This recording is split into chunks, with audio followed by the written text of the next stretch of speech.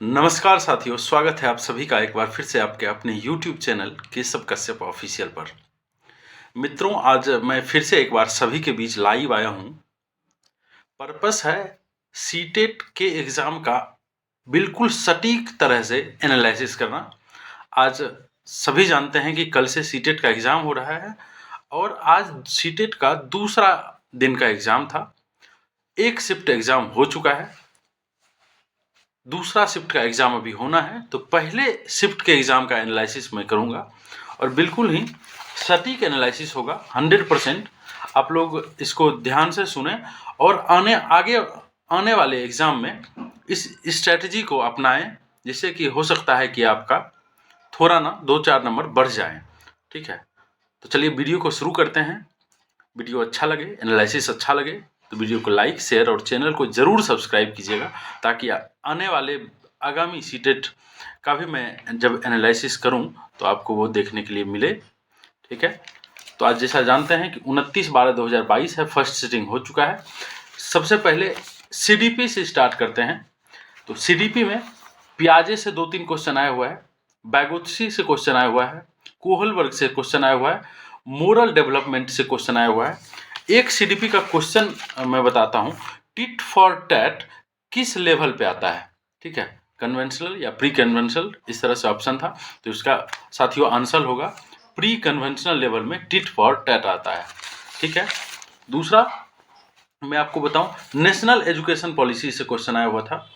ठीक है, और नेशनल एजुकेशन पॉलिसी से भर के क्वेश्चन थे। एक सीडीपी में क्वेश्चन था, एक इंग्लिश में क्वेश्चन था, एक ईवीएस में क्वेश्चन था नेशनल एजुकेशन पॉलिसी से रिलेटेड। तो आप लोग जरूर नेशनल एजुकेशन पॉलिसी पढ़ के जाइएगा। ठीक है, और डिसेबिलिटी से क्वेश्चन था, ये भी आप नोट कर लीजिए। ठीक है, डिसेबिलिटी से क्वेश्चन था।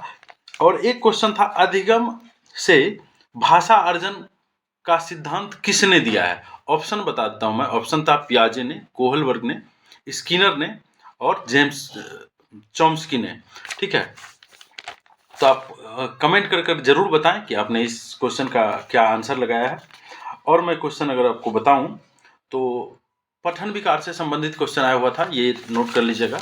डिसेबिलिटीज बिल्कुल पढ़ के जाइए। ठीक है, आपका आने वाला भी क्वेश्चन है तो 2-4 मिनट का वीडियो यूट्यूब पे मिल जाएगा। डिसेबिलिटीज बिल्कुल पढ़ लीजिए, अभी पढ़ सकते हैं आप। सेकेंड शिफ्ट में हो सकता है डिसेबिलिटीज फिर क्वेश्चन आए।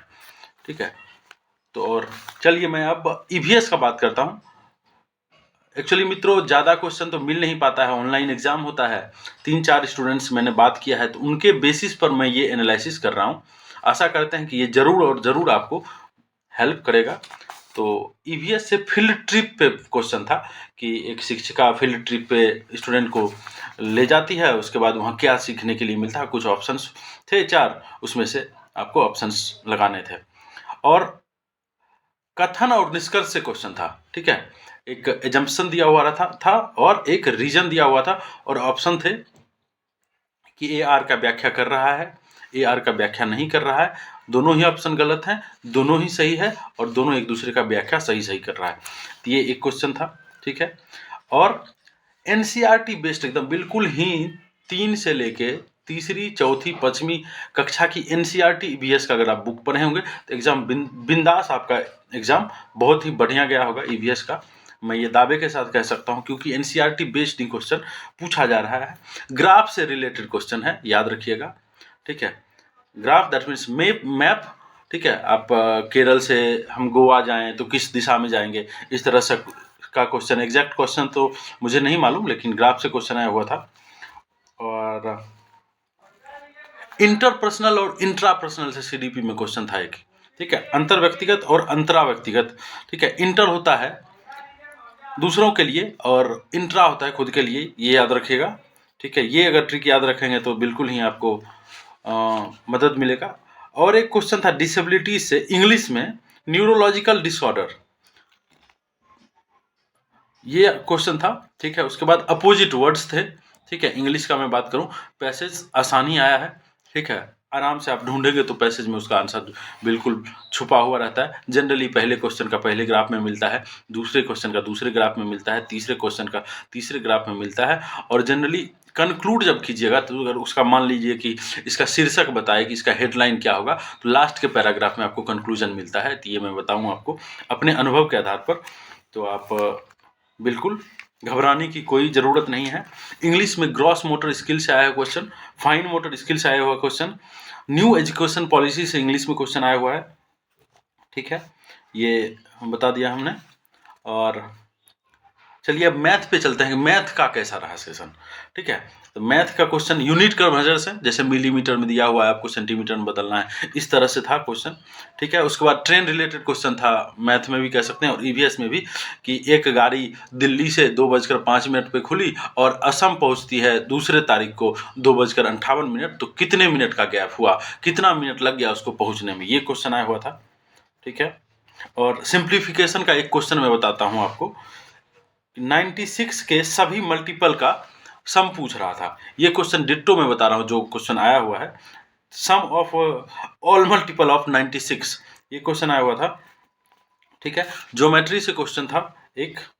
ठीक है, मनी से रिलेटेड एक क्वेश्चन था साथियों, एक रिमाइंडर थ्योरम से क्वेश्चन था, मैं बताऊं आपको। जैसे एक क्वेश्चन था 17/3 में जितना भी रिमाइंडर आता है, और ऑप्शन में भी 4 आपको इक्वेशंस दिए गए थे, कि जैसे कि 15 से 3 से डिवाइड करते हैं तो कितना रिमाइंडर आता है, या फिर 12 को 2 से डिवाइड करते हैं, या 13 को फिर 3 से डिवाइड करते हैं कितना रिमाइंडर आता था, किसका रिमाइंडर सेम आ रहा है। 17 से, जैसे कि 17 को डिवाइड करेंगे 3 से तो आपको आ जाएगा कितना, 2 आ जाएगा शेष, तो उसी में आंसर में भी 2 जिसका शेष आ रहा था वही उसका आंसर होना था। तो रिमाइंडर थ्योरम से क्वेश्चन आया हुआ था। ईवीएस का अगर एक क्वेश्चन और बताऊं मैं आपको, डांस से रिलेटेड क्वेश्चन था जिसका आंसर असम होगा। ठीक है, क्वेश्चन तो नहीं पता, क्वेश्चन शायद ये था कि जब फसल हो जाता है कटने के बाद एक वहाँ महोत्सव मनाया जाता है, तो उस महोत्सव में बांस का प्रयोग किया जाता है, लकड़ी के कुछ कुछ बनाए जाते हैं, यही क्वेश्चन था। ठीक है, और हिंदी का मैं बात करूं तो अपोजिट शब्द, विपरीतार्थक शब्द था हिंदी में, और हिंदी का पैसेज बहुत ही आसान था। भाषा अर्जन किसने, भाषा अर्जन कैसे होता है, और उसका पेडागोजी भी आसान था मित्रों।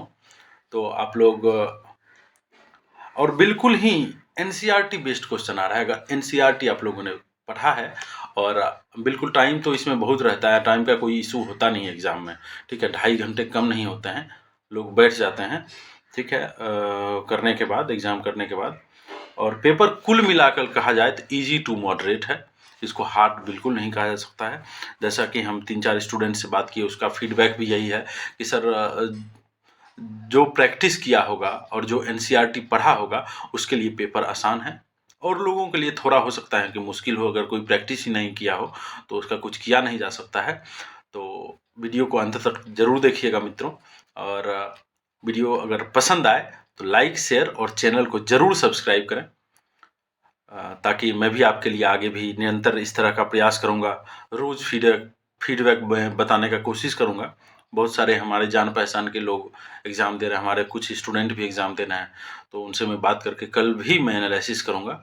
ठीक है, तो चैनल को ज़रूर सब्सक्राइब कीजिए, वीडियो पसंद आए तो लाइक ज़रूर कीजिए। वीडियो देखने के लिए आपका बहुत बहुत आभार, धन्यवाद।